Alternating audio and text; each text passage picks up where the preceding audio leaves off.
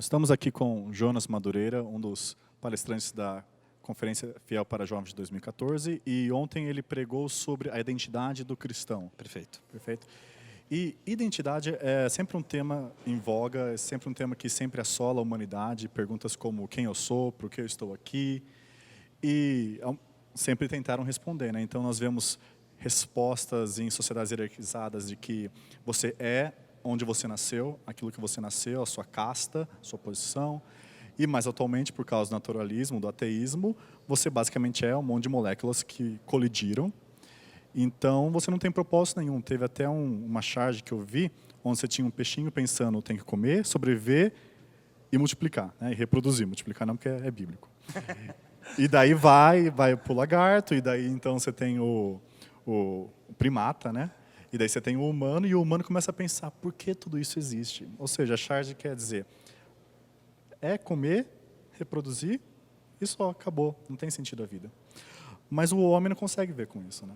O homem, ele quer um sentido, e por isso que a gente vê Sartre falando, você fazer seu próprio destino, né? Seu próprio propósito.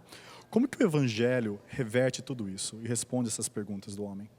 Muito boa a sua pergunta, Vinícius. Eu acho que essa pergunta dá ensejo para a gente pensar exatamente o caráter revelacional da identidade humana. Eu não acredito que uma pessoa possa saber de fato quem ela é, se não for, em primeiro lugar, a ela revelado quem Deus é. Nesse sentido, eu entendo e eu faço coro com uma multidão de pensadores ao longo da história da igreja, e eu colocaria dois, pelo menos, gigantes, que é Agostinho e Calvino, não é? Como aqueles que disseram, e aquilo que eu vou dizer exatamente agora, que o nosso conhecimento de nós mesmos, ele está vinculado ao conhecimento que nós temos de Deus. E se nós não sabemos quem Deus é, isso significa que nós não teremos um conhecimento verdadeiro de quem nós somos. Então, eu entendo que todo o conhecimento que a gente pode ter de quem nós somos, ele vai ser sempre um conhecimento parcial e, mais do que isso, ele pode e tem a tendência de ser um conhecimento equivocado de quem nós somos, porque falta para esse conhecimento o elemento da verdade, que só aparece na revelação de quem Deus é. Então, nesse sentido, o que eu estou tentando dizer?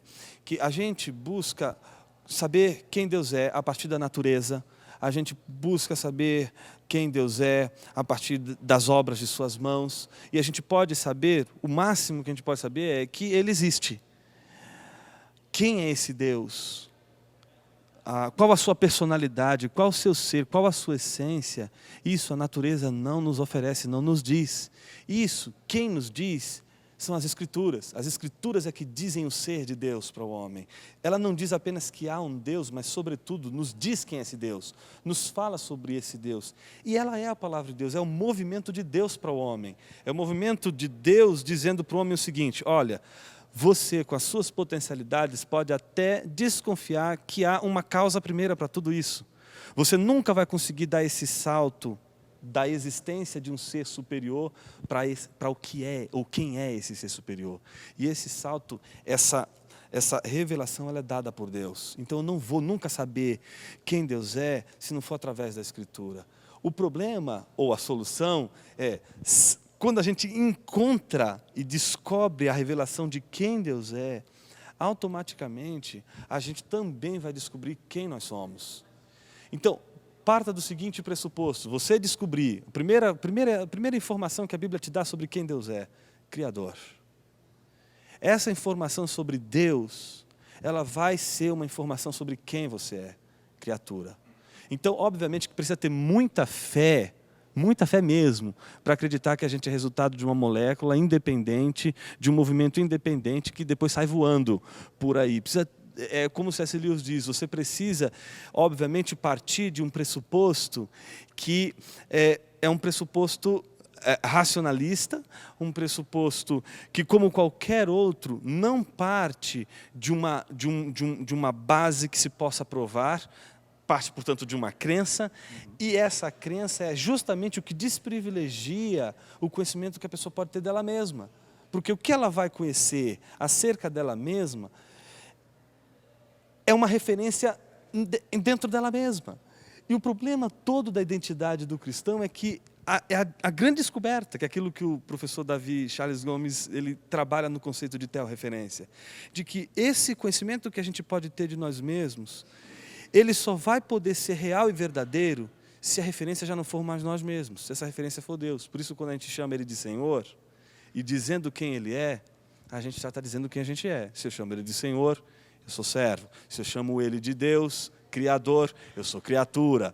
Se eu chamo Ele de Pai, eu sou o Filho. E todas as vezes que eu me refiro a Deus, eu vou estar me referindo também a quem eu sou. Por isso ela está ligada. A minha identidade está ligada a Deus. E pensando em identidade, uma das identidades que a gente sabe, que a gente vê na Bíblia, é que nós somos escravos. Né? E pensando no conceito de identidade, esse seria o mais rejeitado na sociedade moderna.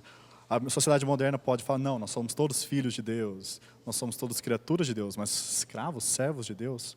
E tem essa mentalidade por causa da escravidão do século XVI, que é algo opressor. É assim mesmo? Essa é a crise da autoridade, Vinícius.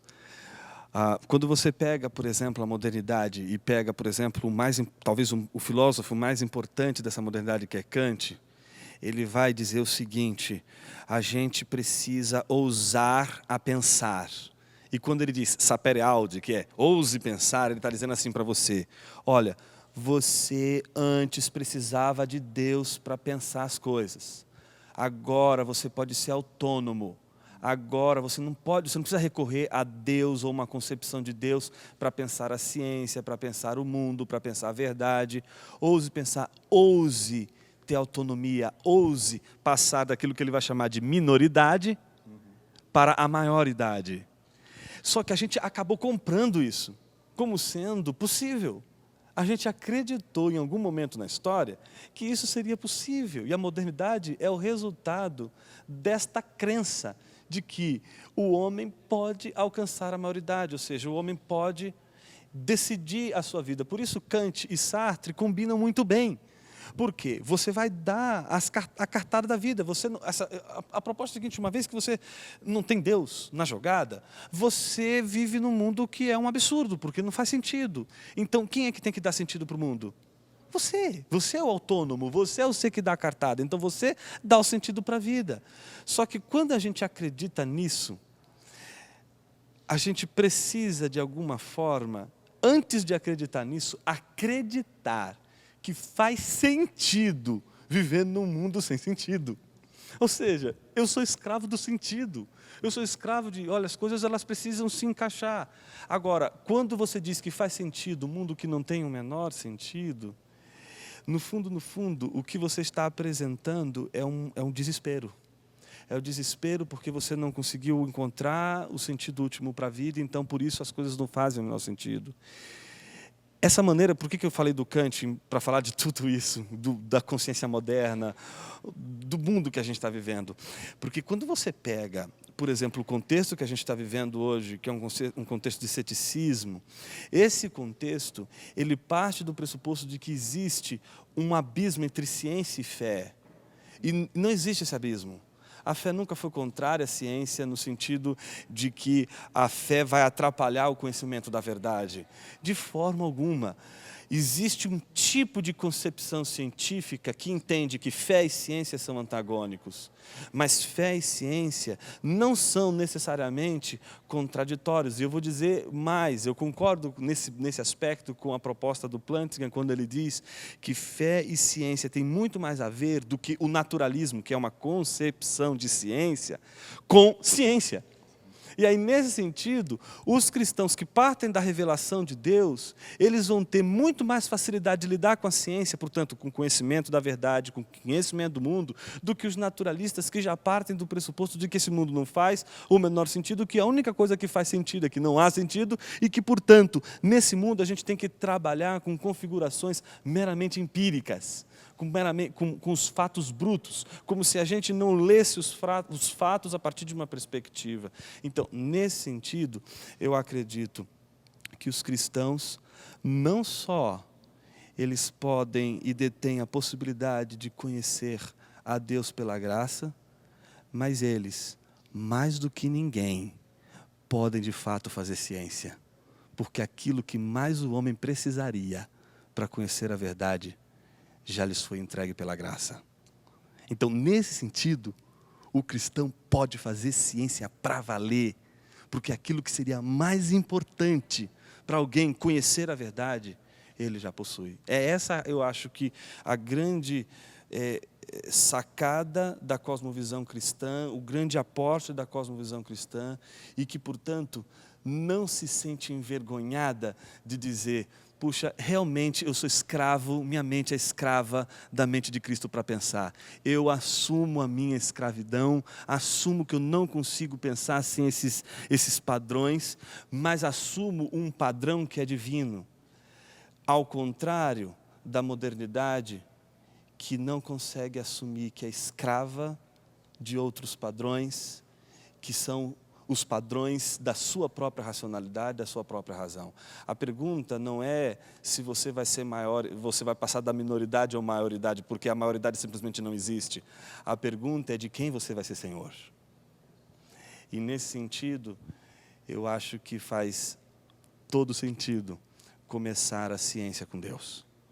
Porque se eu sei quem Deus é, eu sei quem eu sou, e sei quem é o mundo à minha volta, e conheço e posso conhecer o mundo à minha volta. Isso não me impede de questionar, não me impede de levantar questões, mas, sobretudo, me dá a garantia de que o meu ponto de partida é um ponto de partida sólido e que vai me conduzir para a verdade, que o Evangelho não vai discordar, não vai entrar em conflito. Isso que é ser servo de Deus e de Cristo na vida inteira, e não só entre quatro paredes, numa igreja, onde é fácil ser servo de Deus, mas ser servo de Deus no meio acadêmico, ser servo de Deus no seu trabalho, ser servo de Deus onde você estiver, trazendo uma consciência, uma cosmovisão cristã. Isso, e você falando isso me lembra do livro que foi publicado, acredito, pela Fiel, do Matthew Chandler, foi pela Fiel, Matthew Chandler, O Evangelho Explícito, que é um livro em que ele tenta mostrar como o cristão, como aquele que teve a experiência da regeneração, ele precisa de alguma forma tornar explícito essa relação dele com Deus. Não só na igreja, obviamente, mas no mundo que ele vive, no contexto em que ele vive. Então, isso é possível quando eu não tenho mais vergonha da minha submissão a Deus. Eu não preciso ter vergonha de começar qualquer reflexão sobre quem eu sou ou sobre quem Deus é, quando eu tenho a certeza e a convicção de que o meu pensamento está controlado pelo Evangelho. Não há nenhum motivo para me vergonhar, porque todo pensamento é controlado por alguma ideia, é controlado por alguma visão, por alguma perspectiva. A única diferença é que existe a possibilidade de você olhar o mundo e ler o mundo a partir da lente do Evangelho. E para ler o mundo a partir da lente do Evangelho, eu não posso criar um ambiente de conforto, eu tenho que sair do conforto. E para sair do conforto, eu tenho que falar no mundo da vida. Eu tenho que entender que a graça de Deus, ela está em tudo e repousa sobre tudo. Não há um centímetro, como diz lá o Abraham Kuyper, não há um centímetro quadrado da vida humana, da existência humana, que Cristo não diga, é meu. Então, ele vai ser Senhor dentro da igreja, ele vai ser Senhor fora da igreja, ele vai ser Senhor na universidade, vai ser Senhor no lugar onde eu trabalho, vai ser Senhor em todas as esferas da vida. Por isso que vale a pena ler Colossenses, porque é lá que a gente aprende que quando ele nos tirou do império das trevas e nos plantou no reino do Filho do seu amor, ele nos tirou com raízes de um jeito de viver centrado em mim mesmo, e agora me plantou num universo onde eu não posso mais pensar antroporreferentemente. Não posso pensar tendo como referência apenas o homem, mas a partir de agora eu tenho que ser Cristo referente, eu preciso ter Cristo como referência. Então a minha relação com a minha esposa já não é mais a minha relação entre eu e minha esposa, é a minha relação entre eu, Cristo e minha esposa, a minha relação entre eu e meu filho, não é mais entre eu e meu filho, é entre eu, Cristo e meu filho, não é só entre eu e os meus servos, pelas aulas ao texto, ou os meus empregados, tentando falar um pouco mais de forma próxima no nosso contexto, mas é entre eu, meu Senhor que é Cristo, e meus empregados, ou vice-versa. Ou seja, não dá mais, depois da conversão, para você relacionar qualquer esfera de atuação no mundo em que você não se submeta ao senhorio de Cristo. é Cristo quem vai dar a última palavra. Seja na tua relação com a tua esposa, seja na sua relação com o teu filho, seja na sua relação com o teu pastor, seja na sua relação com os teus amigos, Ele é quem vai dar a palavra última. Porque a partir do momento que Ele tirou do império das trevas e te plantou no reino do Filho do seu amor, você agora é súdito de um rei que é soberano, que vai e é supremo. Essa é a supremacia de Cristo que tem que ser extrapolada para todos os âmbitos da vida. Ele é Senhor em todas as esferas. Jonas, muito obrigado. Valeu, Esperamos Vinícius. vocês na Conferência Fiel para Jovens de 2015.